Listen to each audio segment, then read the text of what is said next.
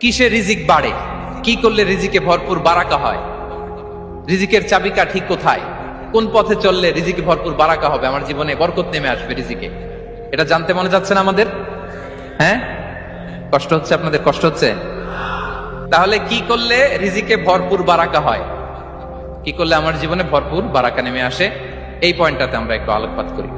যেসব কাজ করলে আমাদের জীবনে রিজিকে আসমানি বারাকা নেমে আসবে, আমাদের রিজিকে আসমানি বারাকা নেমে আসুক, আমরা চাই কি চাই না?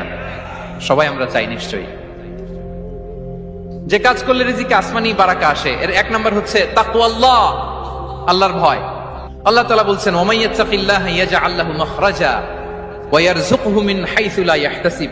যে আল্লাহকে ভয় করে, যে আল্লাহ সচেতন, আল্লাহ তাকে মাখরাজ, মাখরাজ মানে কি জানেন? ওই যে এক্সিট লেখা না এদিকে, এই এক্সিটকে আরবিতে বলে মাখরাজ, মানে কোথাও